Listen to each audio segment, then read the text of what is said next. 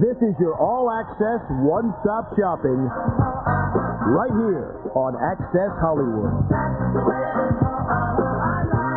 Hi, everybody, and welcome to this special all-access edition of Access Hollywood. I'm Larry Mendte, and during the next hour, we're going to be bringing you unheard-of access to Hollywood's top stories. From the Jurassic Park sequel to some 3D aliens to the world's #1 film festival in the south of France. And that's where Nancy O'Dell is with your all-access VIP pass to all the star-packed events. Nancy. You're right, Larry. We've got it all here from Cannes, France, an incredibly beautiful resort town where Hollywood has made history at the world-famous Cannes Film Festival. Back in the 50s, it was here where Brigitte Bardot struck that sexy swimsuit pose. This is also the place where a young actress named Grace Kelly met her future husband, the Prince of Monaco. And this is where Madonna drove the paparazzi into a frenzy for, well, just being Madonna. They call it Hollywood on the Riviera, and it's easy to see why. Everybody who is anybody is here, and they're ready to party. Want to catch the busiest traffic jam of stars? Well, look no further than the 50th anniversary Cannes Film Festival, where I got a sneak peek as Sylvester Stallone whipped his fans into a frenzy. People say, the films really have an impact. Yeah, but I think you have more of an impact than anybody I've seen here yet. No. Yeah. Stick around. Here, do a test for me. Just turn around here, just wave. Just one wave. Break out your popcorn. This is the world's largest film festival where talents are discovered, reputations are made, and deals are done. Great films sometimes can be made just walking along the boardwalk and bumping into the right person at the right time. And, I just signed a deal. Well, who's distributing? Well, we don't have a distributor. Well, we'll take it. And, it's amazing the way it happens. It's all happening here on the idyllic little French Riviera as movie moguls flock to get their films in competition, all hoping to win the top prize, the Palme d'Or. But just being here, surrounded by the awesome mystique of Cannes, is enough for some stars.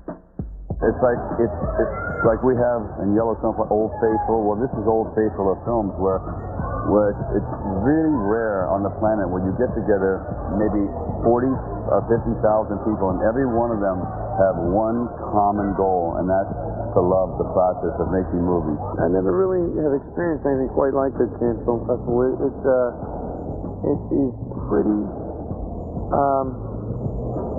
exciting. It's an opportunity really to make great movies. Creatively, it's one of probably the best festivals. I can't think of another event outside of the Oscars that can so help the launch of the birth of a film. And it's the south of France, and it's on the coast, and it's got something about it, See this ticket right here? This is pretty much the hottest ticket in town when it comes to the party scene at Cannes, because we got the MTV ticket, and who do we find? Steven and Butthead. I hustled from dusk till dawn, just trying to keep up with the stars. Party! Watching these Hollywood high-steppers get a bit bleary-eyed. You hang out, you don't even go to dinner until like midnight, and people hang out all night and party, and very festive little atmosphere. I landed in Marseille at 1 o'clock this morning, and I just got here, and I'm exhausted. I don't even know what day it is or what's going on. But they party on, knowing this movie mecca is loaded with tradition. Cannes was the incomparable setting for the Third International Film Festival, in which British films were well represented. For 50 years, Cannes has played home to this film extravaganza, and we dug up this amazing archival footage. Dancing's hot work on the Côte d'Azur, but Colette Richard found the cool waters of the swimming pool a refreshing interlude as the 1949 gala gathering ends in the spirit of carnival. That means a half-century of sun, sex, and cinema. From the ridiculous to the sublime, from Sophia to Bridget, Alfred to Arnold, Pamela Lee to Madonna, Cannes has always been a photographer's slice of heaven. And what's changed in 1997, the 50th anniversary of the Big Bash? Not too much, especially when Howard Stern is in town. They thought I was Louis XIV, and I told them no. Not that the shock jock was the only celeb suffering mistaken identity. I was going down the street and someone started calling me Michael Jackson, so I got to pretend that I was the gloved one. Judging from the parade of paparazzi, stars told us they'd welcome the chance to go incognito, giving them an even better chance to experience the magic of Cannes. No one talks politics. No one talks how to make macrame. No one talks about, black holes. Movies. And that's pretty much it. Okay, time to talk a little French. The big saying here is on fait déjeuner, which means let's do lunch. And why not when you get a table right on the beach? How about that? Well, there are scores of wheeling and dealing Hollywood producer types trying to create buzz for the more than 1,000 films here. That is a lot of movies competing for attention and a lot of power lunches. When we come back, My daughter's doing fantastic. She's coming over in 2 days, and she's just glorious. And Jennifer is, glowing, and things couldn't be better. from the women in Stallone's life to James Wood's big engagement news, the stars get candid in Cannes. And later, see how they really made the blockbuster movie everyone's talking about when we take you behind the scenes on The Lost World, Jurassic Park. I just had such a great time making the first film, so I kind of wanted to revisit the past a little bit. That's all coming up when Access Hollywood's All Access Extravaganza continues.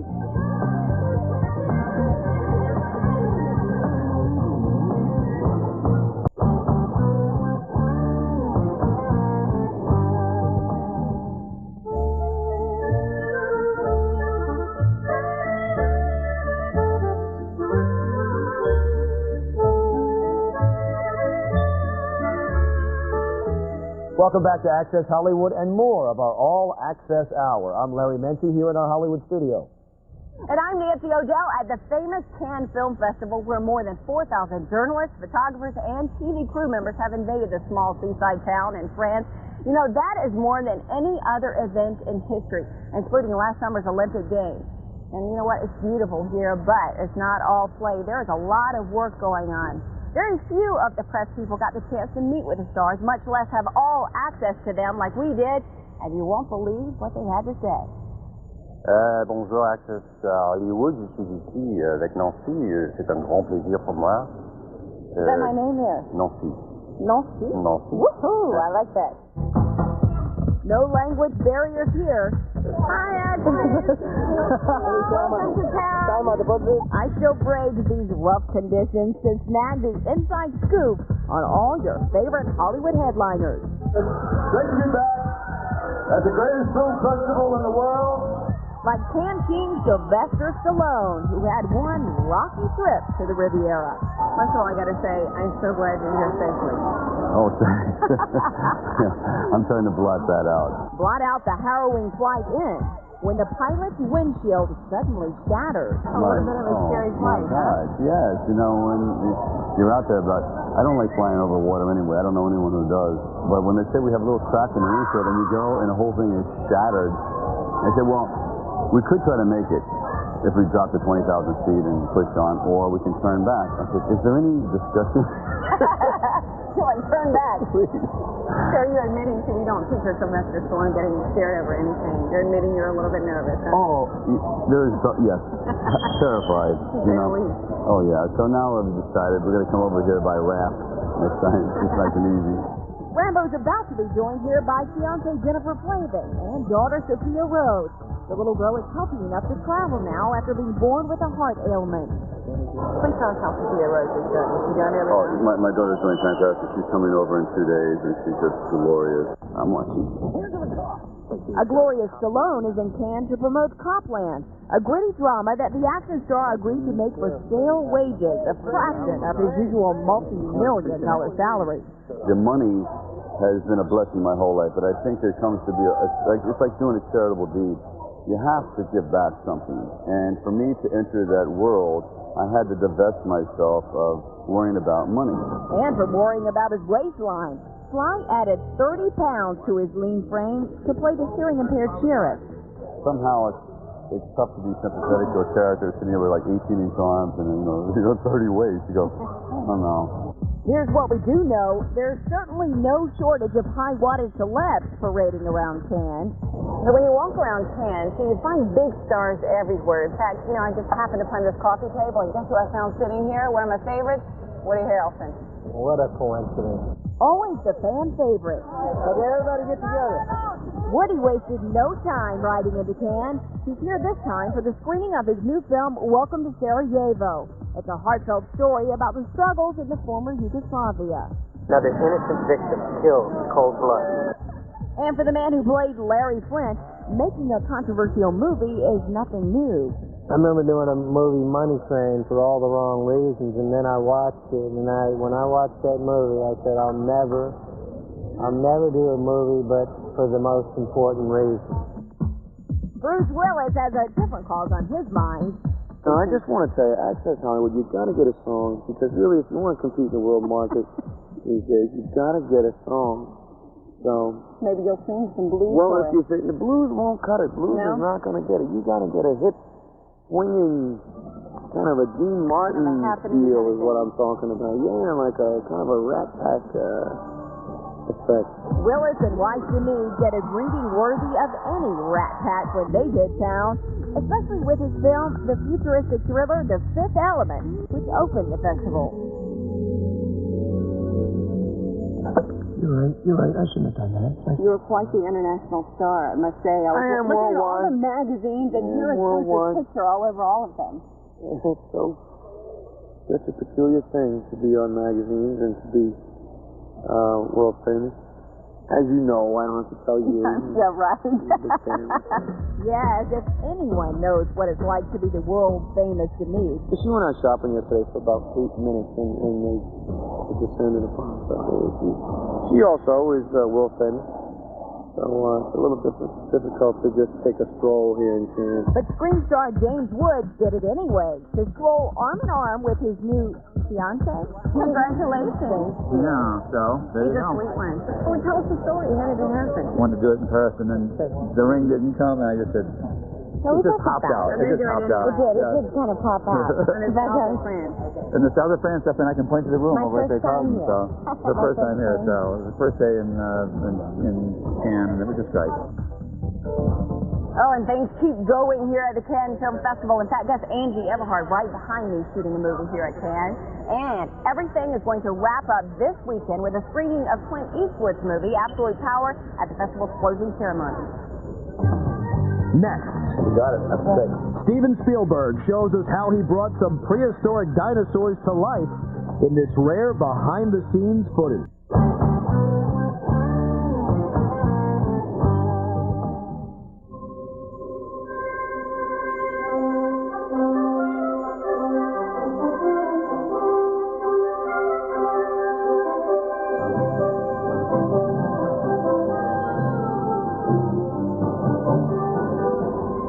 Welcome back to Access Hollywood and our All Access special. I'm Nancy O'Dell from the Cannes Film Festival in France, where Hollywood comes to hype its movies. As you can probably tell from this one street here, boy, the movies get a lot of attention. Well, there is also one filmmaker who got a lot of attention from Cannes, Steven Spielberg. In 1985, he screened the movie The Color Purple in Cannes, and in 1982, France was lucky enough to get the first sneak peek at E.T., the Extraterrestrial. That is a movie that went on to make almost $400 million. Well, as Larry Mendte tells us from Hollywood, Spielberg is about to have another big bucks hit on his hand. And we'll give you a hint as to what it is. Take a look right up there. One ugly dinosaur. But that's right, it doesn't take an expert to predict that a T-Rex and a bunch of other cool dinosaurs will trample the competition this summer. Batman, a couple of Men in Black, and Sandra Bullock's speeding cruise boat are going to have a tough time going up against Steven Spielberg's Jurassic Park sequel, The Lost World, which is expected to rake in, get this, well over $200 million. Lethal lizards, they're back. Nastier, fiercer. Dinosaurs rule in The Lost World. Steven Spielberg's sequel to his 1993 monster hit, Jurassic Park. The first one was excellent, so you don't know what to expect. Here's what to expect. On a Costa Rican island, 4 years after the carnage at Jurassic Park, the delicate balance of nature is put to the test when genetically manufactured dinosaurs are left alone to run wild. That is, until there's human contact. Daddy, you've got to come see this. I found something. What ensues is an explosion of pure dynamite, guaranteed to make us all in delight. It's the movie everyone wants to see, but the most top secret set in the world was off limits until now.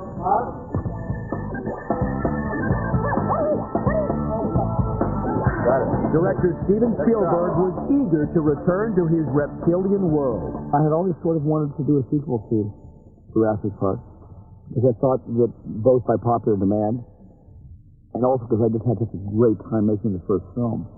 So I kind of wanted to revisit the past a little bit.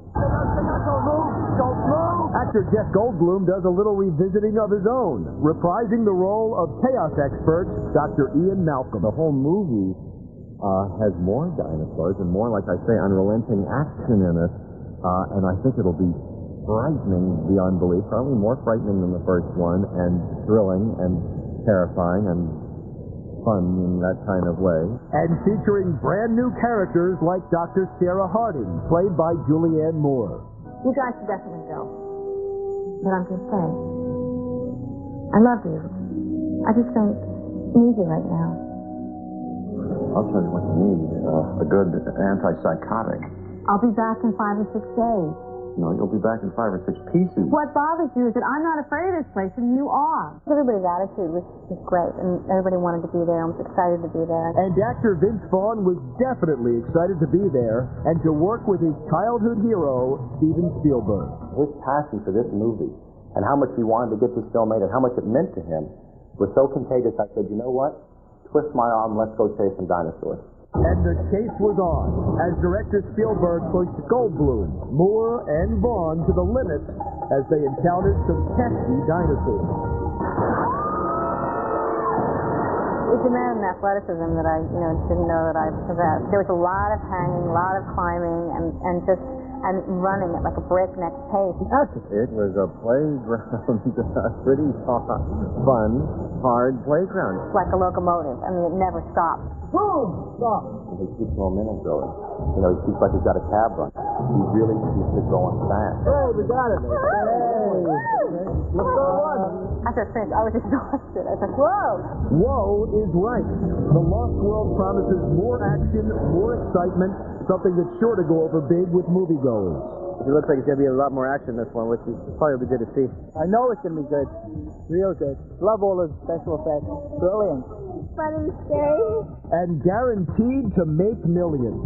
Its predecessor, Jurassic Park, gobbled up close to $1 billion in worldwide ticket sales and spawned a dino industry of websites, action figures, theme parks, and rides.